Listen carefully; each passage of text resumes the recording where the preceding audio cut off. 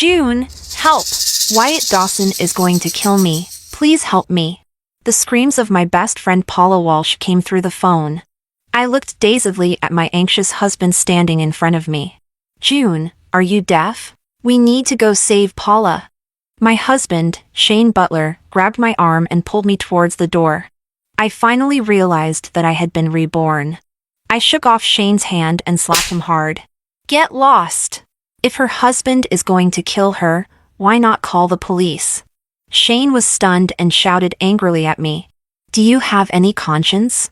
How can you be so unreasonable at a time like this? Seeing that I ignored him, Shane couldn't argue with me any longer and ran out of the house. In my past life, Paula called me for help because she was being abused. Without a second thought, I took Shane and rushed to save her. When I pushed open the door, her husband, Wyatt Dawson, was holding a knife to her neck.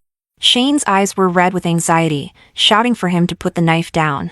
I forced myself to stay calm and started persuading Wyatt. Wyatt finally let go of Paula. But just as Paula was freed, I was pushed out with a force. I lost control and collided with Wyatt's knife. Wyatt was triggered and stabbed me repeatedly. The last thing I saw was Shane running out with Paula in his arms. Afterwards, my soul lingered for a long time. I watched as Shane took over all my assets and moved Paula into my house. They hugged and kissed under my wedding photo, doing all sorts of disgusting things. When my parents found out about Shane and Paula, they confronted him. The two old people were beaten by Shane until their heads were bleeding, and Paula insulted them.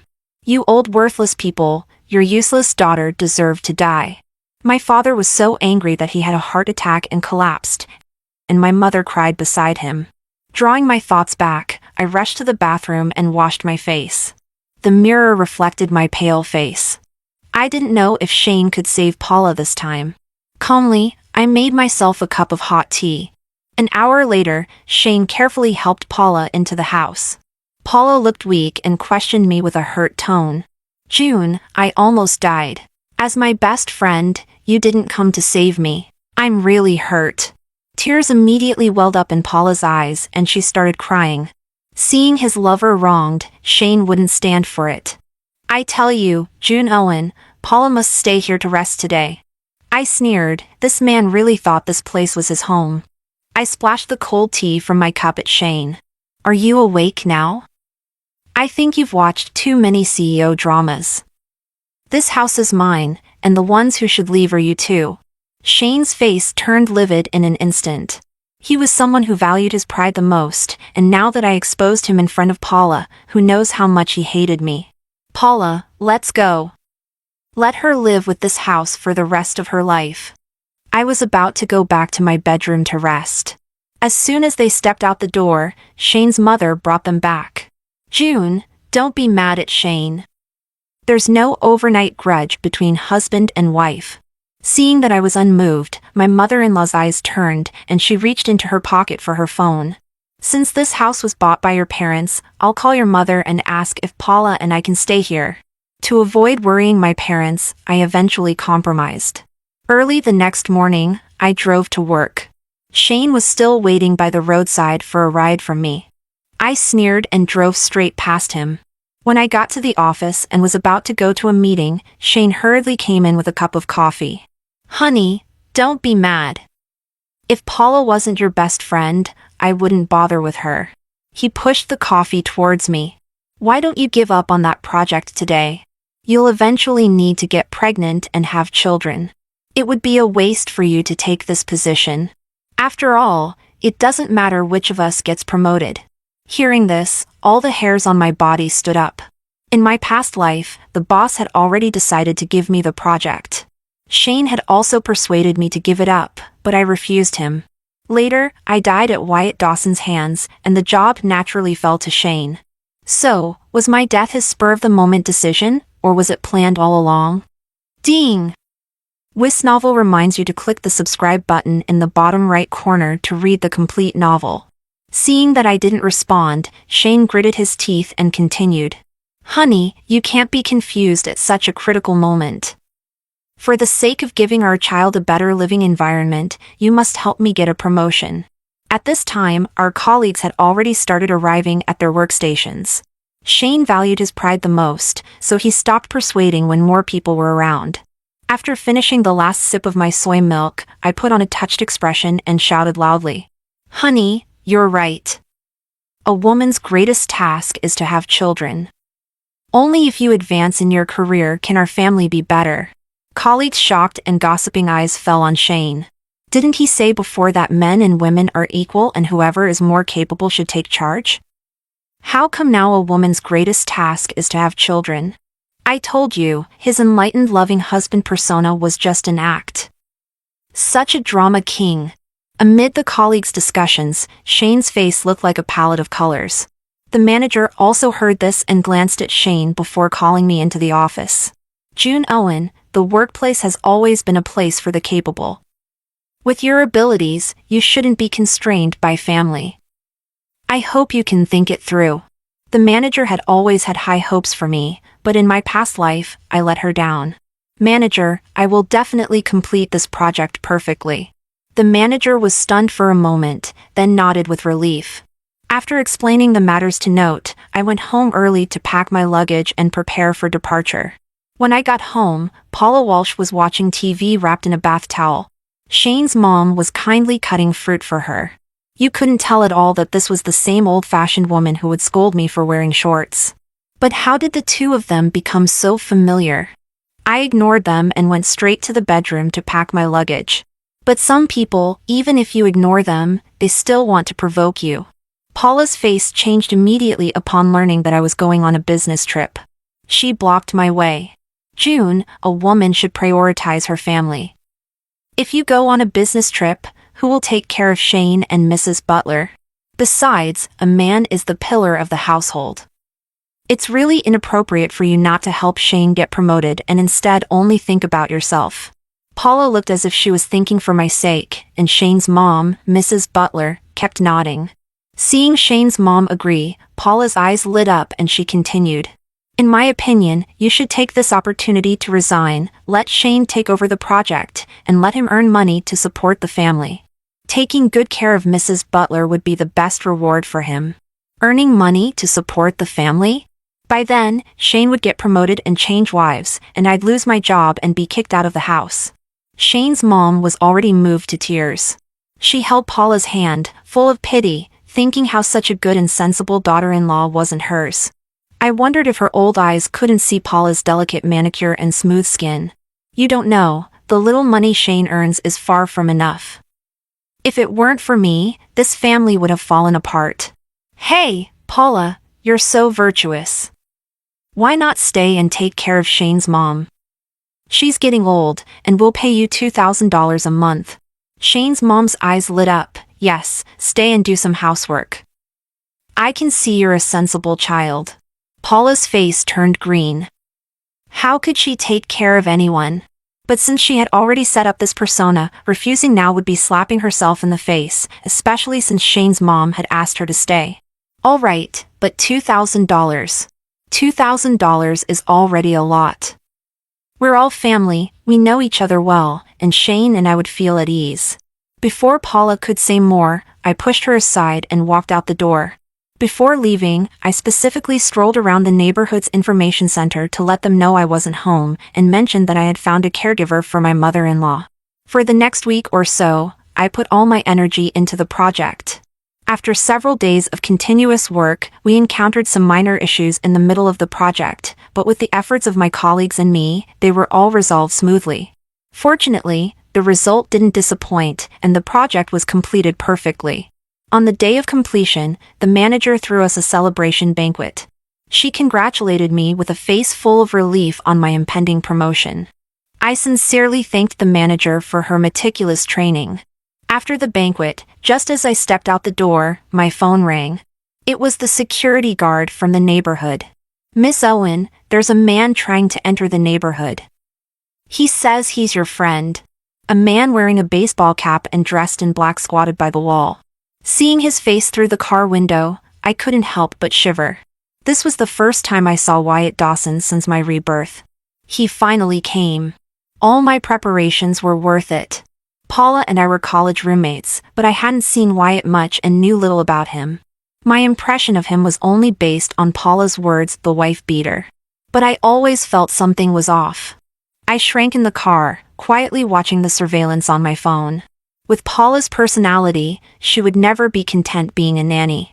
This week, she tried her best to seduce Shaner, and Shane was so infatuated that he persuaded his mother to leave. With their desires satisfied, the two quickly went into the bedroom. Paula wore my nightgown and flirted with Shane. "Shane, do I look good in June's clothes? That woman can't compare to you. Just looking at her makes me sick." Role-playing?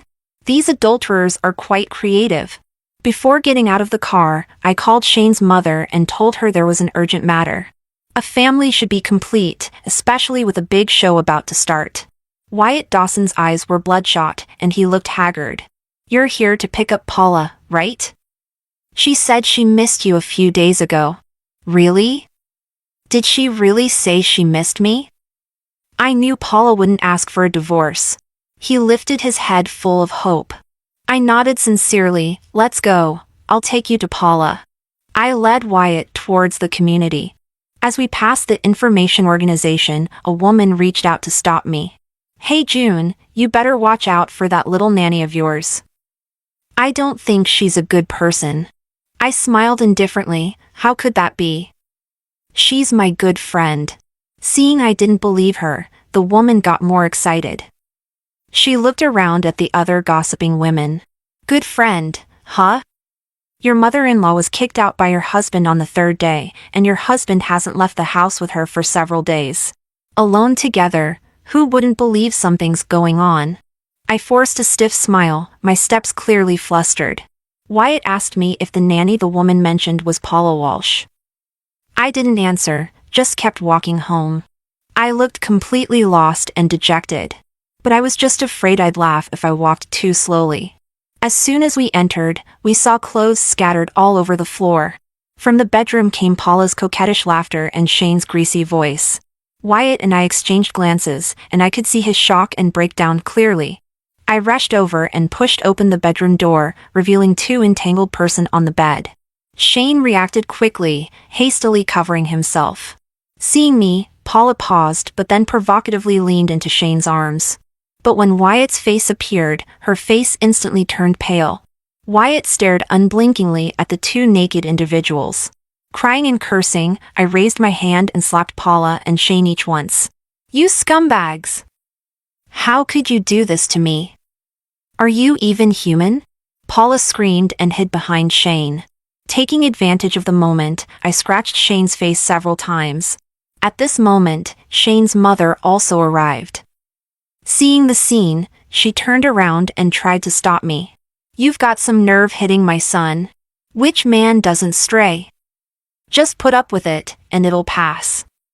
Don't make a big deal out of it." Wyatt Dawson, finally coming to his senses, said nothing and reached out to grab Paula. "Paula, come home with me." Paula shook off Wyatt's hand, no longer hiding her disdain. "Home? Let's just part ways amicably. You can't even support me. Just let me go." Wyatt's eyes turned red, and he tried to grab Paula again. Shane reached out to stop him, which only infuriated Wyatt further. He punched Shane in the face. Old grudges and new hatred made Shane's eyes also turn red.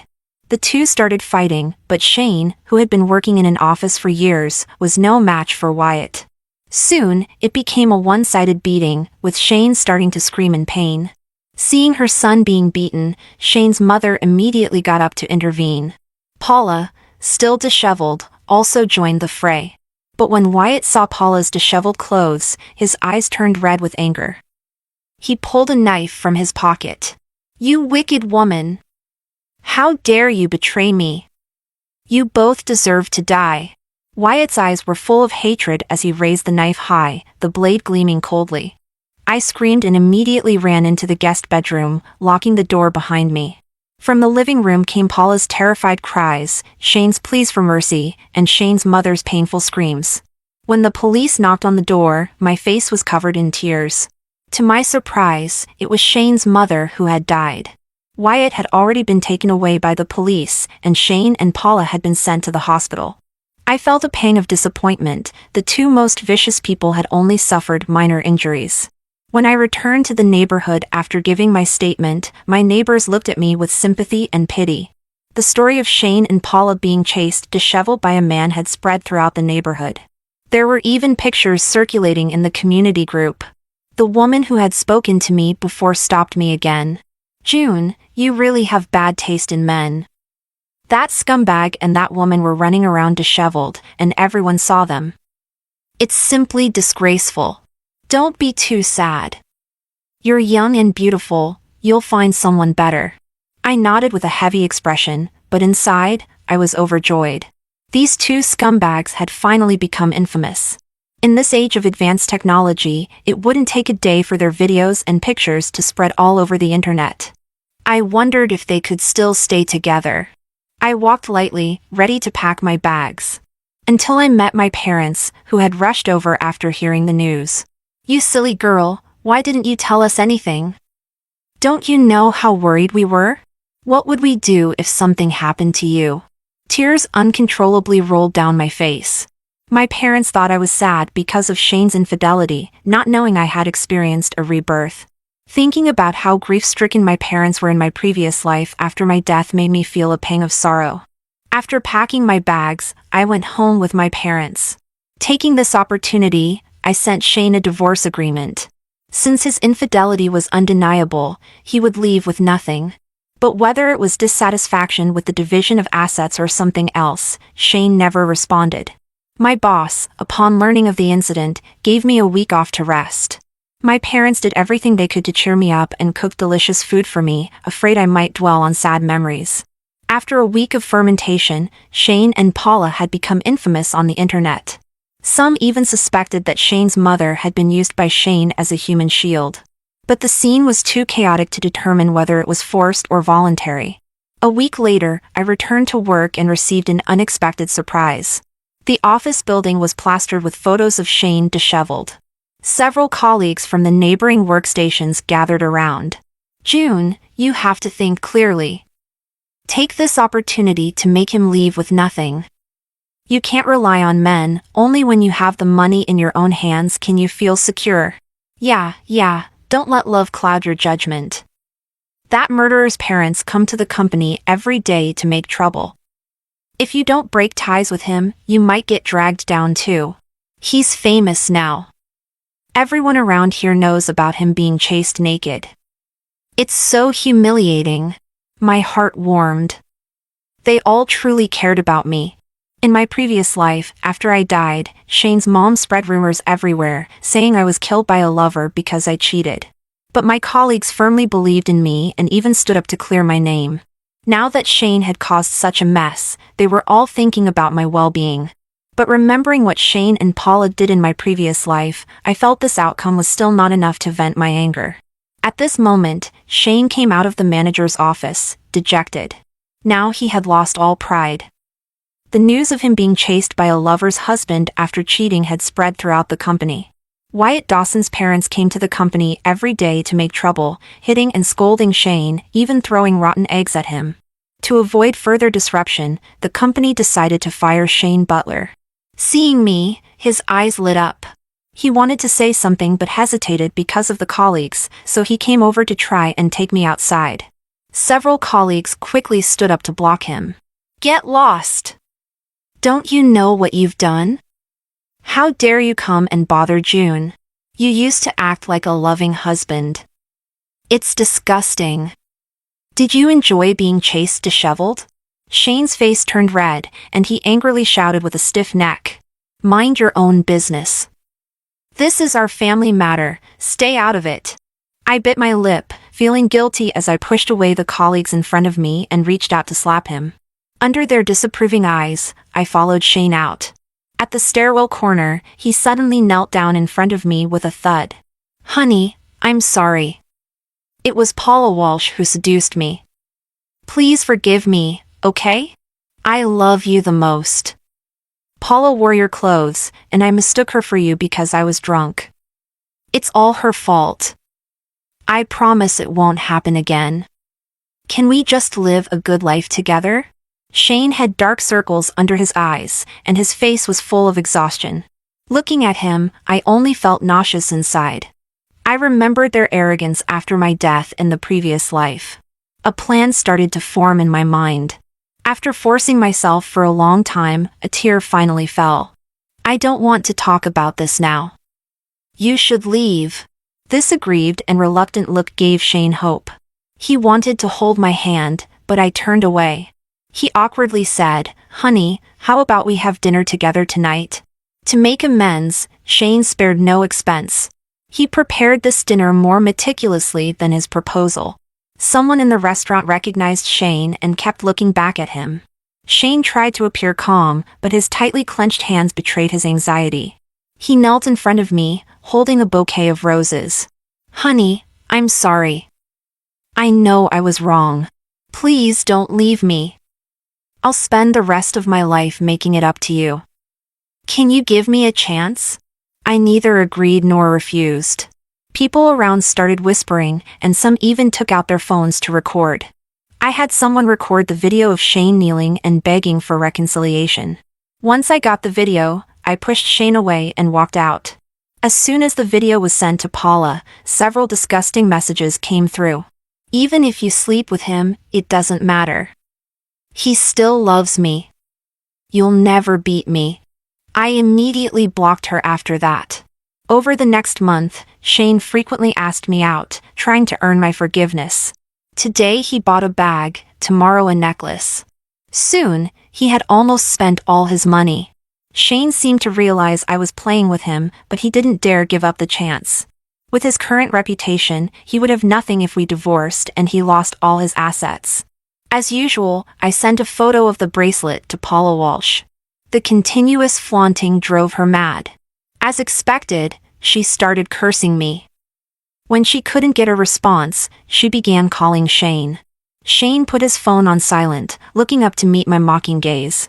"Aren't you going to answer? Maybe she has something urgent."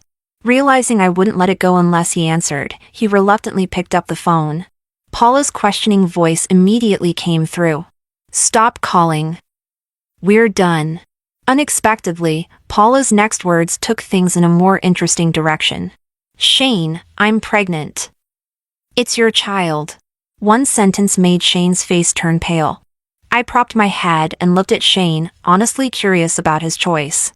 Would he go back to Paula and the child, or stay with me for the money? Shane only hesitated for a second before making his choice. "Just have an abortion. We have nothing to do with each other anymore. The one I love is June Owen. Stop bothering us." Apparently not expecting such a reaction, Paula's scream came through. "Shane Butler, you're not human. How could you say that to me before?" Shane held the phone away and pressed the power button to turn it off. I had to admit, I admired Shane's ruthlessness. In the previous life, he had been willing to kill his own wife for money. In this life, he was willing to abandon his child for money. He was truly a beast. But it was just as well, his ruthlessness would eventually become a knife that would stab him back. After this incident, my attitude softened a bit. Maybe it was because Shane thought I still had feelings for him, he started asking me to meet him at hotels. The more he did, the more disgusted I felt towards this man. I took screenshots of the messages and sent them to Paula. The path was laid out, it was up to Paula to decide what to do next. The next day, I received a call from a friend, asking me to watch a live stream. Paula Walsh sat in front of the camera with her hair in disarray. The comments were filled with people cursing her and Shane, but she sat there expressionless. It wasn't until I entered the live stream that she started to react. "June Owen, do you think you're really that charming? I'm carrying his child, yet he still doesn't want me. He clearly said he loved me, said he would marry me. It's all because of you, you wicked woman. Why are you standing in our way? Why don't you just die?" Paula became more and more hysterical, even standing up and shouting at the camera. With her movements, Shane, who was tied to a chair, was revealed behind her. The comments section exploded. "Oh my god, what is this? Live streaming a kidnapping. Looks like she's going to revenge this guy. He doesn't want her, so why keep him around? She's ruthless. I typed, Paula, let Shane go. What exactly do you want? Paula sneered, what do I want? I want you to watch the man you love die right in front of your eyes. I couldn't help but laugh out loud. Luckily, there was no one else around me. The man I love? It seemed my carefully crafted persona was quite effective. Paula was ruthless too.